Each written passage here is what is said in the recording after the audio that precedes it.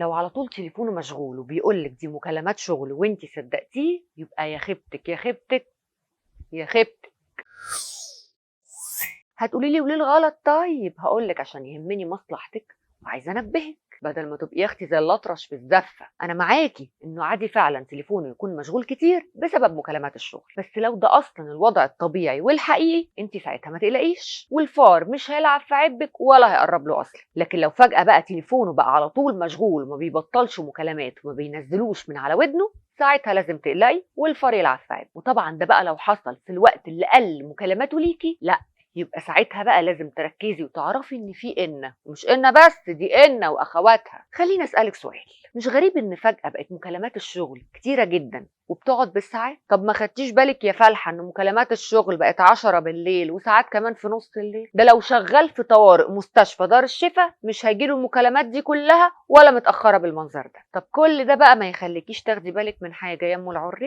ولا انت ما كنتيش تعرفي ان مشاريعه مع ساويرس قلبة دماغه والاسهم اللي في البورصة مخليه ما يعرفش ينام؟ فوقي لا تتغفلي واسأليه شغل ايه اللي بالليل ده يا حبيبي وبيسهروا له في نصاص الليالي وبياخد وقت كتير كده، وشوفي ساعتها هيرد يقولك ايه، ومش اي كلام تقتنعي بيه فيها هيتلجلج ولا هيديكي اسباب واضحه. ولو هو فعلا بيحبك هيوضحلك عشان خايف يخسرك، ولو بيعمل حاجه غلط يمكن ساعتها يخاف ويبطلها. وهو اصلا يا موكوسه لو بيحبك من الاساس مش هيحب واحده تانية عليكي. بس خلينا نقول ان الشيطان شاطر وضحك عليه، بس احنا لازم نلحقه قبل ما الفاس تقع في الراس. وهو مين بيحب زمايله في الشغل عشان يقعد يرغي معاهم بالساعات كده؟ وعلى فكره المكالمه مش هتطول قوي كده الا مع الجنس الناعم اللطيف قوي قوي وقوي كمان. وطبعا لو ضحك عليكي وقالك اصل دي مكالمه من السمكري، اصل انا عايزه ارد الاكسدام على البارد، اعرفي ان البارد بيخون، لان مفيش سمكري بيرد على زبون عنده اصلا، معروفه. وعشان كده بقى انا عايزاكي تبقي ناصحه وتراقبي مكالماته كويس قوي، شوفي المكالمه بتبدا الساعه كام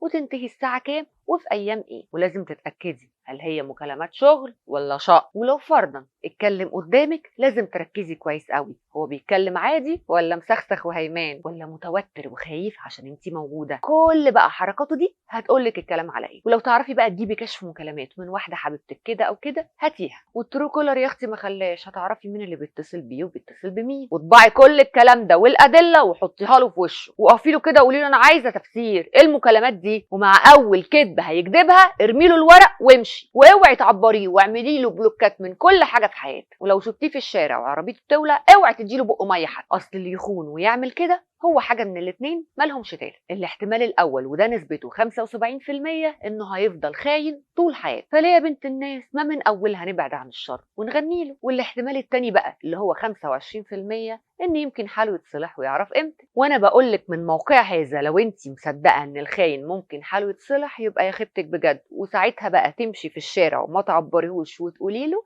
انا ما تنسيش انا ما تنسيش. ومن موقع هذا بقولك انا بسنت النبراوي، تابعيني عشان تشوفي خيبتي وخيبتك يا خيبتك.